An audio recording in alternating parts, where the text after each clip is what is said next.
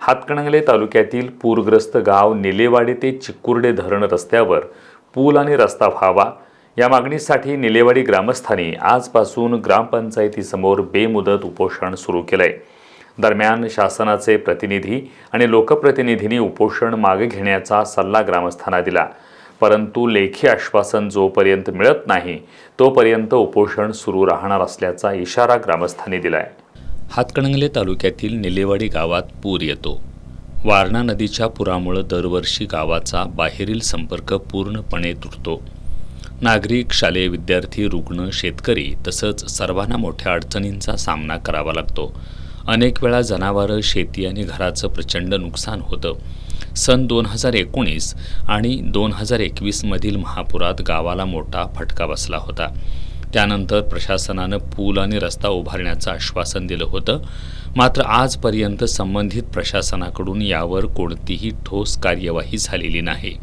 पूरग्रस्त गाव निलेवाडी ते चिकुर्डे धरण रस्त्यावरील ब्रिज आणि रस्ता व्हावा यासाठी निलेवाडी ग्रामस्थांच्या वतीनं लोकप्रतिनिधी, जिल्हाधिकारी आणि शासनाकडे वारंवार निवेदनं देऊनही प्रश्न प्रलंबितच राहिला आहे। त्यामुळे पूरग्रस्त निलेवाडी गावातील ग्रामस्थांना महापुराच्या समस्येतून कायमस्वरूपी मुक्ती मिळावी आणि पूरग्रस्त गाव निलेवाडी ते चिकुर्डे धरण रस्त्यावर ब्रिज आणि रस्ता व्हावा या मागणीसाठी सर्व ग्रामस्थांच्या वतीनं निलेवाडी ग्रामपंचायत कार्यालयासमोर आज स्वातंत्र्य दिनाच्या पार्श्वभूमीवर बेमुदत उपोषण करण्यात आलं। या उपोषणात गावातील ग्रामस्थांबरोबरच महिलांचा मोठा सहभाग आहे।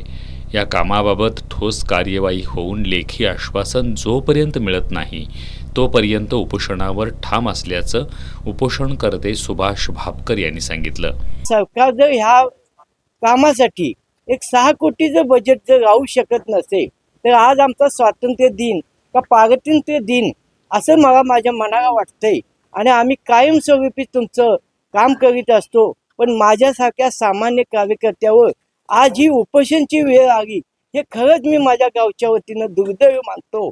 तरी ह्या लोकनियुक्त आमदार असतील, खासदार असतील, म्हणजे शासकीय माणसं असतील, अधिकारी असतील, ह्यांनी ह्याचा लवकरात लवकर सोडणूक करावी एवढीच या उपोषणच्या वतीनं मी त्यांना विनंती करतो।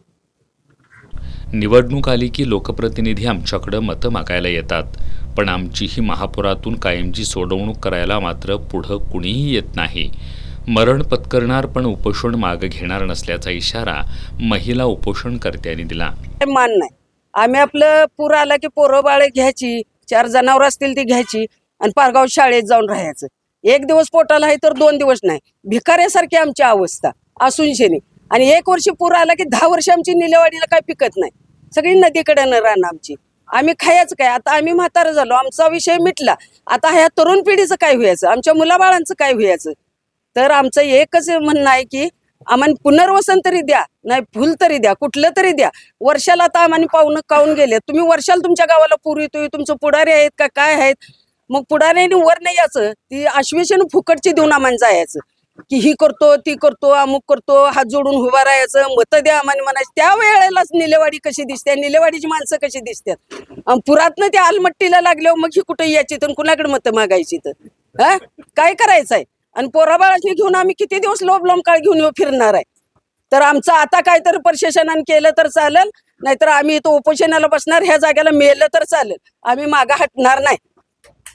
उपोषण दरम्यान आमदार अशोकराव माने आणि हातकणंगलेचे तहसीलदार सुशीलकुमार बेल्हेकर यांनी उपोषणकर्त्यांची भेट घेऊन उपोषण मागे घेण्यासंदर्भात विनंती केली।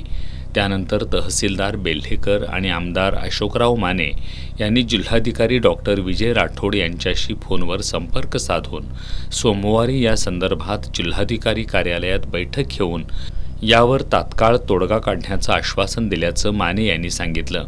कलेक्टर साहेबांनी सोमवारी इथं मीटिंग बोलवली 11 वाजता कलेक्टर ऑफिसमध्ये, सर्व शासकीय अधिकाऱ्यांची मीटिंग बोलवली आहे। ज्या आता आपत्ती व्यवस्थापन निधी कुठे शिल्लक आहे, जिल्हा परिषदेमध्ये आहे का PWमध्ये आहे, त्या निधीची व्यवस्था करून हे तात्काळ रस्ता होण्यासाठी आणि ब्रिज होण्यासाठी जिल्हाधिकाऱ्यांनी आत्ता आम्हाला आश्वासन दिलेलं आहे। आणि म्हणून त्यांनी सर्व ह्या ग्रामस्थांची जे उपोषण करते सगळ्यांची मीटिंग आणि आम्ही सर्व अधिकारी आणि पदाधिकाऱ्यांची मीटिंग सोमवारी त्यांनी 11 वाजता कलेक्टर ऑफिसमध्ये बोलवलेली आहे। त्या दिवशी याचा निर्णय घेण्यात येईल आणि त्या अनुषंगाने हे मंडळींचं म्हणणं आहे की आपण त्या दिवशी काय निर्णय होतोय बघून मग आम्ही उपोषण सोडतो. तर त्या अनुषंगानं आम्ही तहसीलदार साहेब आम्ही दोघेही याच्यासाठी कलेक्टरने मिटिंग बोलवावी आणि त्या निधी तात्काळ त्याची निधीला मंजुरी मिळावी आणि हा रस्ता आणि ब्रिज लवकरच चालू करण्यासाठी कलेक्टरनी पावलं उचलावीत आणि उचलण्यासाठी आम्ही तहसीलदार साहेब आम्ही सोमवारी त्याचं पुरेपूर काम करू एवढं मी तुम्हाला सगळ्यांना यांना आश्वासन दिलं. परंतु लेखी आश्वासन मिळेपर्यंत आंदोलन सुरूच राहणार असल्याचं आंदोलकांकडून सांगण्यात आलं.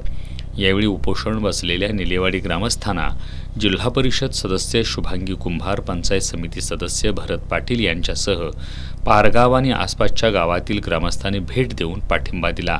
यावेळी निलेवाडी सरपंच माणिक घाटगे, उपसरपंच शहाजी बोरगे, वैभव कांबळे, सुहास राजमाने, बाबासाहेब मोरे, बबन टोपुगडे, अमर घाटगे, बाळासो सूर्यवंशी यांच्यासह ग्रामस्थ उपस्थित होते.